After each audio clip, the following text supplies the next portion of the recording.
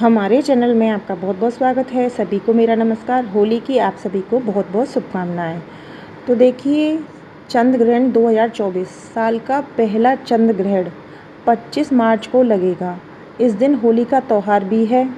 वैसे तो चंद्र ग्रहण एक भौगोलिक घटना है, लेकिन ज्योतिषी की दृष्टि से इसे बेहद महत्वपूर्ण माना जाता है।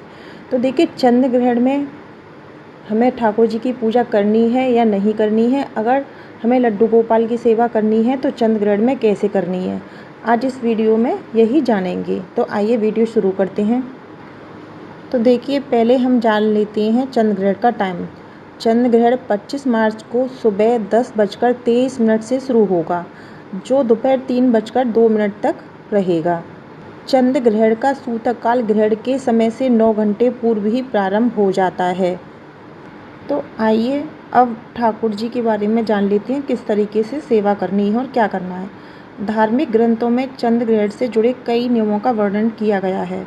मान्यता है कि इस दौरान पूजा पाठ, भगवान की मूर्तियों को स्पर्श, ग्रहण के दौरान सोना इत्यादि कार्य वर्जित होता है। इस दौरान मंदिर के कपाट भी बंद कर दिए जाते हैं।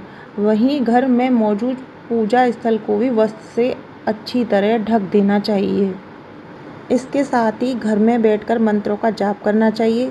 चंद्र ग्रहण के दौरान अगर यज्ञ हवन किया जाता है तो उसका कई गुना फल प्राप्त होता है।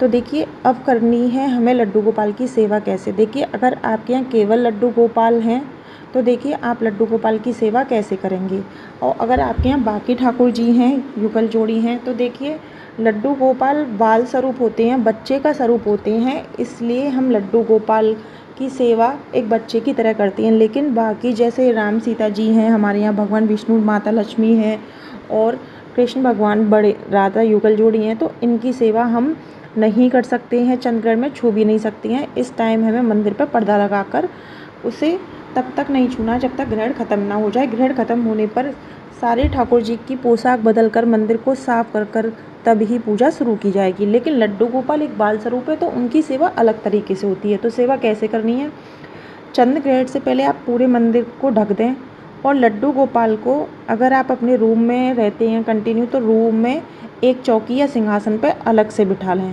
क्योंकि लड्डू गोपाल को इतनी देर हम भूखा प्यासा नहीं रख सकती हैं। लेकिन ग्रहण से 9 घंटे पहले सूतक लगता है, आपको 9 घंटे पहले ही लड्डू गोपाल को आप कहीं पर भी मंदिर से अलग कहीं भी एक सिंहासन या उस पर बिठा लें।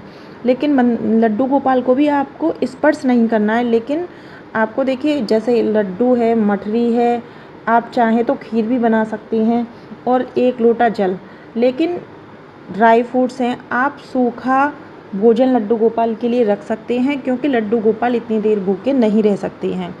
तो देखिए, इस बार वैसे भी 4.5 घंटे का है और 9 घंटे पहले सूतक, तो आपको लड्डू गोपाल के लिए जो भी भोग रखना है, आप फल भी रख सकते हैं, लेकिन कटा हुआ फल हमें नहीं रखना है, क्योंकि ग्रहण के समय हम कटी हुई चीज़ नहीं खाते हैं और ना ही हम अपने भगवान का भोग लगाते हैं। तो आपको सीधे फल रखने हैं। इसके दौरान आपको जो भी भोग रखना है उसमें तुलसी दल और एक कुसा आता है। कुसा और तुलसी दल अगर हम अपने भोग में रख देती हैं ग्रहण के दौरान, तो हमारा भोग खराब नहीं होता है। तो हमें लड्डू गोपाल के लिए जो भी भोग रखना है उसमें तुलसी दल और कुसा रखना है, जिससे जितनी भी देर ग्रहण पड़ेगा हमारे लड्डू गोपाल उस भोग को ग्रहण कर लेंगे। तो इस तरीके से बिना छुए आपको लड्डू गोपाल की सेवा करनी है।